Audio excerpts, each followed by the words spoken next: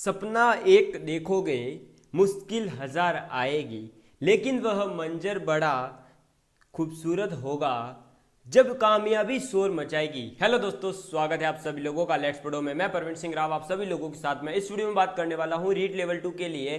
Science के अंतर्गत हम पेट्रोलियम गैस और प्राकृतिक गैस के बारे में बात कर रहे थे। पेट्रोलियम हमारा कंप्लीट हो चुका है। प्राकृतिक गैस में हम आज बात करने वाले हैं द्रवित पेट्रोलियम गैस यानी एलपीजी और सीएनजी यानी कि संपीड़ित प्राकृतिक गैस कंप्रेस्ड नेचुरल गैस और लिक्विड पेट्रोलियम गैस, और बाद में बात करेंगे गैस हॉल के बारे में। उसके बाद में आप लोगों का दोस्तों यह टॉपिक भी कंप्लीट हो जाएगा। ठीक है दोस्तों, चलिए तो स्टार्ट करते हैं एलपीजी से यानी लिक्विड पेट्रोलियम गैस। तो टॉपिक डाल दीजिएगा एक सेकेंड।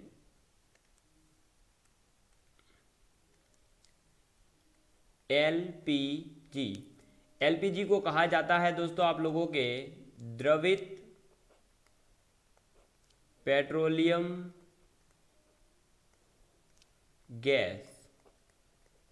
ठीक है, तो देखिए द्रवित पेट्रोलियम गैस यानी एलपीजी, यह एलपीजी कितनी गैसों से मिलकर बनी है? तो इसमें जो मुख्य रूप से गैसें होती है दोस्तों, वह एक तो होती है आपके प्रोपेन, ठीक है, एक होती है आपके ब्यूटेन और एक आइसोब्यूटेन। ठीक है, आइसोब्यूटेन। तो एलपीजी यानी द्रवित पेट्रोलियम गैस कौन से हाइड्रोकार्बनों से मिलकर बनी है? तो प्रोपेन, ब्यूटेन और आइसोब्यूटेन इस प्रकार के हाइड्रोकार्बन होते हैं और इन सभी से मिलकर के यह एलपीजी गैस बनती है। ठीक है, इसका उपयोग कहाँ किया जाता है? तो घरों में रसोई गैस के रूप में इसको प्रयोग किया जाता है। ठीक है, तो घरों में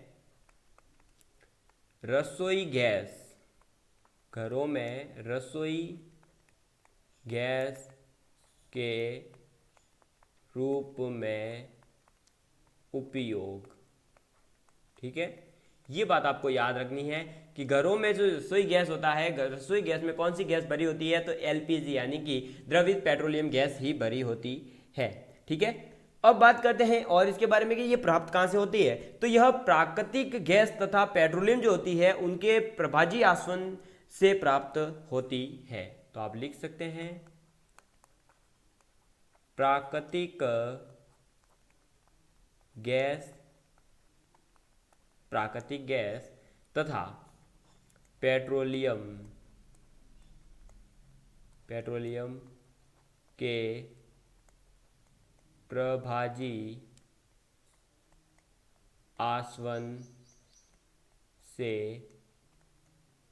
प्राप्त। ठीक है, तो एलपीजी गैस जो है आपकी द्रवित पेट्रोलियम गैस है, ये प्राप्त कहां से होती है? तो प्राकृतिक गैस और पेट्रोलियम के प्रभाजी आसवन विधि से प्राप्त होती है। ये जो एलपीजी गैस है, इसके रिसाव का जो पता लगाने के लिए आप लोगों ने देखा होगा कि जब आपके घर की जो गैस है वह थोड़ी सी भी लीक होती है तो बहुत ज्यादा एक जो है दुर्गंध फैला देती है। उसके अंतर्गत क्या रियल में एलपीजी इतनी ज्यादा दुर्गंधित होती है? नहीं दोस्तों, एलपीजी जो है उसके रिसाव की पहचान के लिए उसके अंतर्गत दुर्गंध युक्त कुछ यौगिक मिलाया जाता है और उस यौगिक का नाम है मरकैप्टेन। उस मरकैप्टेन को मिलाया जाता है, उसके माध्यम से जो ये एलपीजी गैस है ये अधिक दुर्गंध युक्त हो जाती है और जब इसका रिसाव होता है तो हमें पता चल जाता है। तो आप क्या लिखेंगे? एलपीजी के रिसाव की पहचान के लिए, एलपीजी के रिसाव की पहचान के लिए, रिसाव की पहचान के लिए उसमें मरकैप्टन मिलाया जाता है।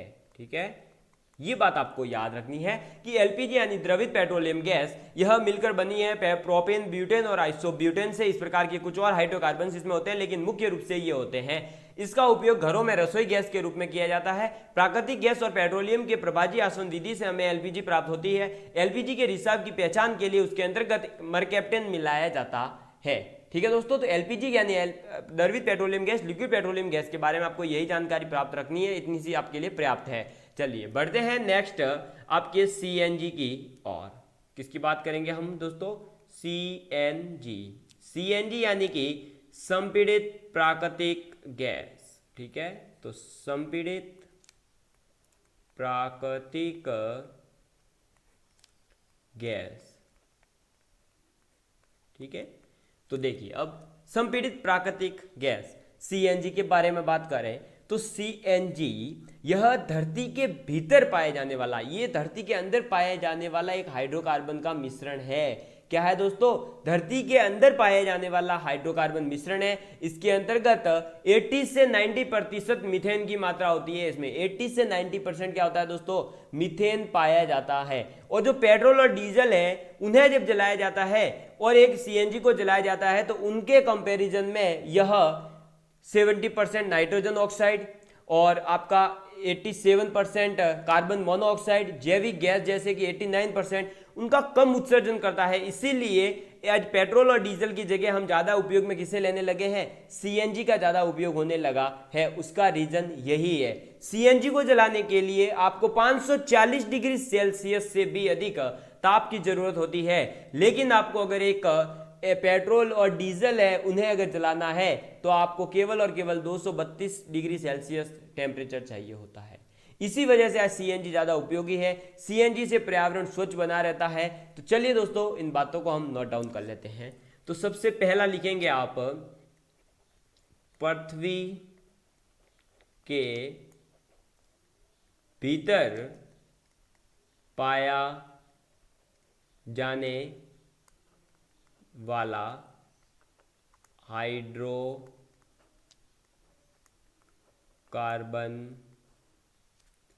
मिश्रण है। हाइड्रोकार्बन मिश्रण है। ठीक है, पृथ्वी के भीतर पाए जाने वाला क्या है? हाइड्रोकार्बन मिश्रण है। ये बात आप लोगों को याद रखनी है। और लिख सकते हैं इसमें 80 से 90% मीथेन होती है। ठीक है, तो सीएनजी में 80 से 90% किसकी मात्रा होती है दोस्तों? मीथेन की मात्रा होती है। ये बात आप लोगों को याद रखनी है। चलिए दोस्तों अब आप इसमें और लिख सकते हैं कि सीएनजी को जलाने के लिए, सीएनजी को जलाने के लिए 450 डिग्री सेल्सियस यानी 540 डिग्री सेल्सियस से अधिक ताप की आवश्यकता होती है। ठीक है, जबकि पेट्रोल के लिए 232 डिग्री सेल्सियस से 282 डिग्री सेल्सियस तक। ठीक है, ये बात आप लोगों को याद रखनी है कि सीएनजी को जलाने के लिए 540 डिग्री सेल्सियस से अधिक ताप की आवश्यकता होती है। लेकिन अगर आपको पेट्रोल को जलाना है तो 232 से 282 डिग्री सेल्सियस है, तब भी यह जल जाता है। ठीक है, ये बात आप लोगों को याद रखनी है। यह रंगहीन, गंधहीन और हवा से हल्की और पर्यावरण की दृष्टि से सबसे कम प्रदूषण करती है। तो ये क्या है दोस्तों? सबसे पहले तो रंगहीन। ठीक है, रंगहीन के बाद में गंधहीन। रंगहीन तो है ही है, गंधहीन है और हवा से हल्की तथा कम प्रदूषण वाली या सबसे कम प्रदूषण वाली गैस है। ठीक है, तो ये कैसी गैस है? रंगहीन है, गंधहीन है, हवा से हल्की है और सबसे कम प्रदूषण वाली गैस है। कौन? सीएनजी। ठीक है, सीएनजी को दोस्तों वाहनों के ईंधन के रूप में भी उपयोग में लाया जाता है। ठीक है, तो सीएनजी वाहनों के ईंधन के रूप में उपयोगी, वाहनों के ईंधन के रूप में उपयोगी है।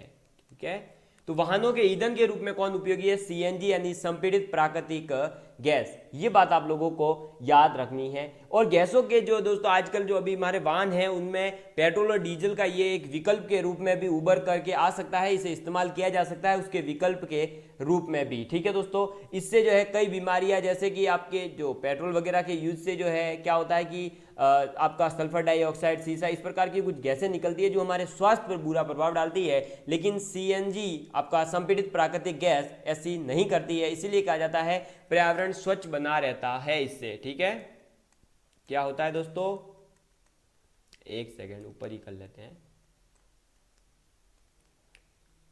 पर्यावरण स्वच्छ बना रहता है। ठीक है, तो ये बातें थी कुछ सीएनजी गैस के बारे में जो हमें याद रखनी है। ठीक है, इतनी बातें आप याद रख लीजिएगा सीएनजी गैस के बारे में। और एलपीजी के बारे में हम पीछे बात कर ही चुके हैं। अब हम आगे बात कर लेते हैं एक बार गैस हॉल के बारे में, उसके बाद मैं एक बार आपको रिवाइज करवा दूंगा। ठीक है, ये गैस हॉल भी एक पाया जाता है, ये ब्राजील के अंतर्गत दोस्तों विकसित हुआ है। ये है क्या, इसके बारे में पूरी डिटेल में देता हूँ। ठीक है, देखिए गैस हॉल से तात्पर्य है कि पेट्रोल और अल्कोहल के मिश्रण को गैस हॉल कहा जाता है। गैस हॉल का मतलब क्या है दोस्तों, आपका जो पेट्रोल है, पेट्रोल और अल्कोहल का मिश्रण। ठीक है, अल्कोहल का मिश्रण, ये बात आपको याद रखनी है कि पेट्रोल और अल्कोहल का मिश्रण जो है उसे आप क्या कहते हैं, गैस हॉल कहा जाता है। और गन्ने के रस से जो अल्कोहल प्राप्त होता है उसमें पेट्रोल को मिला करके हम गैस हॉल को प्राप्त करते हैं। इस गैस हॉल में 90% तो आपका पेट्रोल होता है। कितने प्रतिशत दोस्तों, 90% आपका पेट्रोल होता है, लेकिन 10% आपके अल्कोहल होता है। ठीक है, ये अल्कोहल प्राप्त कहां से होता है, तो गन्ने के रस से। ये बात भी आपको याद रखनी है, गन्ने के रस से। तो पेट्रोल 90%, अल्कोहल 10% जो गन्ने के रस से प्राप्त किया जाता है, और इन दोनों का जब मिश्रण किया जाता है तो एक गैस हॉल बनता है। और गैस हॉल से दोस्तों जो है पेट्रोल के द्वारा होने वाली कार्बन डाइऑक्साइड और सल्फर डाइऑक्साइड गैस है उनके उत्सर्जन को रोका जा सकता है। ये बात भी आप लोग नोट डाउन कर लीजिएगा कि गैस हॉल से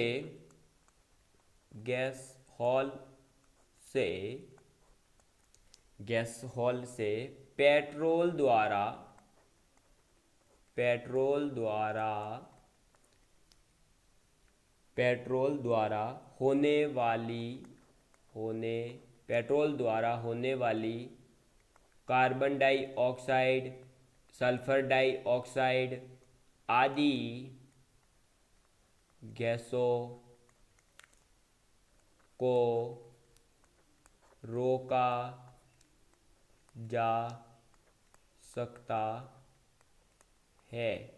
ठीक है, गैस हॉल के द्वारा क्या हो सकता है दोस्तों कि पेट्रोल के द्वारा जो CO2 है, आपके SO2 है, ये आदि गैसें जो उत्पन्न होती है इनको रोका जा सकता है। किसके माध्यम से, गैस हॉल के माध्यम से। और गैस हॉल को दोस्तों आजकल जो है पेट्रोल का एक बेहतर प्रतिस्थापित साबित किया जा सकता है इसको यूज करके। किसको, गैस हॉल को। क्योंकि विश्व में अभी क्या हो रहा है दोस्तों, पेट्रोलियम की जो समस्या बढ़ रही है उस समस्या के समाधान के रूप में हम किसका उपयोग कर सकते हैं, गैस हॉल का उपयोग कर सकते हैं। इस गैस हॉल की खोज कहां हुई है, तो इसकी खोज हुई है ब्राजील में। ठीक है, तो खोज कहां हुई है दोस्तों, तो खोज ब्राजील में। ठीक है, कहां खोज हुई है इसकी दोस्तों, ब्राजील में गैस हॉल की खोज की गई है। ये बात भी आप लोग याद रख सकते हो। ठीक है, चलिए मैं एक बार आप लोगों को ये रिवाइज करवा देता हूं। तो देखिए दोस्तों, आज हमने सबसे पहले किसके बारे में पढ़ा, एलपीजी यानी कि आपके द्रवित पेट्रोलियम गैस यानी कि लिक्विड पेट्रोलियम गैस के बारे में। अब सबसे पहले हमने पढ़ा कि लिक्विड पेट्रोलियम गैस जो है ये मिलकर किससे बनी है, तो प्रोपेन, ब्यूटेन और आइसो ब्यूटेन जैसे हाइड्रोकार्बनों से ये मिलकर के बनी है। सबसे पहली बात तो आपको यही याद रखनी है। फिर हमने बात करी कि रसोई गैस में, जो आपके रसोई घर में गैस जो होती है उस गैस में किसका उपयोग किया जाता है, इस एलपीजी का ही उपयोग किया जाता है। ठीक है, प्राकृतिक गैस और पेट्रोल के जो है प्रभाजी आसवन विधि के द्वारा हमें यह एलपीजी गैस प्राप्त होती है। अब एलपीजी गैस अगर कहीं पर रिसाव हो रहा है, अगर आप लोगों से इस प्रकार का क्वेश्चन पूछ लिया जाए कि आपके द्वारा आपको एक एलपीजी गैस का सिलेंडर दे दिया गया और सपोज करिए कि वह सिलेंडर जो है दोस्तों क्या कर रहा है, एक गंध उत्पन्न कर रहा है, तो आप क्या समझेंगे, आप उसमें कौन सा यौगिक मिला हुआ मान सकते हैं? तो उसमें कौन सा यौगिक मिला हुआ होगा दोस्तों? आपका मरकैप्टन उसमें मिला हुआ होगा, तभी हमारे तक उसकी दुर्गंध आएगी। ठीक है, चलिए दोस्तों, फिर हमने बात करी किसके बारे में? तो हमने बात करी सीएनजी गैस के बारे में, यानी ये संपीड़ित प्राकृतिक गैस के बारे में। आप इसका स्क्रीनशॉट ले सकते हैं ताकि आप लोगों के नोट्स तैयार होते रहें। तो हमने बात करी संपीड़ित प्राकृतिक गैस। संपीड़ित प्राकृतिक गैस यह दोस्तों पृथ्वी के भीतर यानी जमीन के अंदर पाए जाने वाला एक प्रकार का हाइड्रोकार्बन है या हाइड्रोकार्बन मिश्रण है। इसके अंतर्गत 80 से 90% तो आपके केवल और केवल क्या है दोस्तों, मीथेन ही पाई जाती है। ठीक है, और सीएनजी को जलाने के लिए 540 डिग्री सेल्सियस तापमान की आवश्यकता होती है, यानी सीएनजी को जलाने के लिए आपको अधिक तापमान की आवश्यकता होती है। किसके तुलना में दोस्तों? पेट्रोल की तुलना में। पेट्रोल और अगर सीएनजी की बात की जाए तो दोनों में आधे का फर्क है, आधे टेम्परेचर का फर्क पड़ जाता है। ठीक है, फिर हमने बात करी दोस्तों कि सीएनजी किस प्रकार की है, तो रंगहीन गैस है, गंधहीन है और हवा से हल्की गैस है, और सबसे कम प्रदूषण करने वाली गैस भी कौन सी है? सीएनजी गैस है। इसीलिए इसे पर्यावरण हितैषी माना जाता है, पर्यावरण में स्वच्छ माना जाता है कि अदर के कंपैरिजन में ये एक स्वच्छ गैस है। सीएनजी वाहनों के ईंधन के रूप में उपयोग में लाई जाती है और पर्यावरण स्वच्छ बना रहता है इसके माध्यम से। ठीक है, नेक्स्ट हमने बात करी गैस हॉल के बारे में। तो गैस हॉल है क्या? जैसा कि दोस्तों अल्कोहल का हॉल लिया गया है और पेट्रोल गैस का गैस लिया गया है, तो पेट्रोल और अल्कोहल का जो मिश्रण होता है उसे कहा जाता है गैस हॉल। इसके अंतर्गत पेट्रोल 90% होता है जबकि अल्कोहल 10% होता है। अगर पूछ लिया जाए गैस हॉल में ऑक्सीजन, पेट्रोल और अल्कोहल का अनुपात कितना होता है, तो 9:1। ठीक है, ये बात भी आप लोग याद रख सकते हैं। गैस हॉल से पेट्रोल द्वारा होने वाली आपकी CO2 गैस, SO2 गैस आदि जो इस प्रकार की हानिकारक गैसें उत्पन्न होती है, जिनके माध्यम से हमें चर्म रोग वगैरह हो जाते हैं, उन गैसों को रोका जा सकता है। किसे मिला करके? गैस हॉल का उपयोग करके, गैस हॉल को मिला करके। ठीक है दोस्तों, इस गैस हॉल का खोज जो है वो कहाँ पर हुई थी? तो इसकी खोज ब्राजील के अंतर्गत की गई है।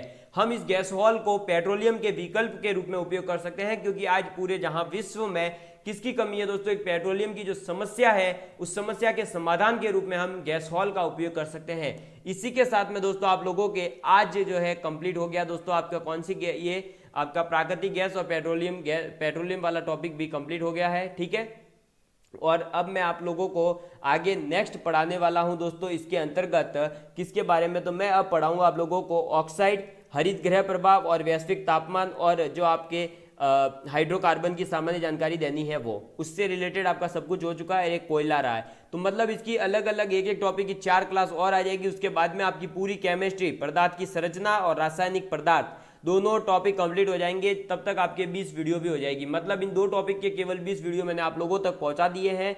ठीक है, उसके बाद हम स्टार्ट करेंगे फिजिक्स को, और उसके बाद में हम स्टार्ट करेंगे बायोलॉजी को, उसके बाद में विज्ञान एवं प्रौद्योगिकी को, और उसके बाद में आपकी जो ये विज्ञान की संरचना, प्रकृति और मैथ्स के अंतर्गत मैंने मैथ्स की पेडागोजी आज से स्टार्ट कर दी है। जिस स्टूडेंट ने नहीं देखी है वो जाकर के देख सकता है। तब तक के लिए बाय बाय, थैंक यू दोस्तों।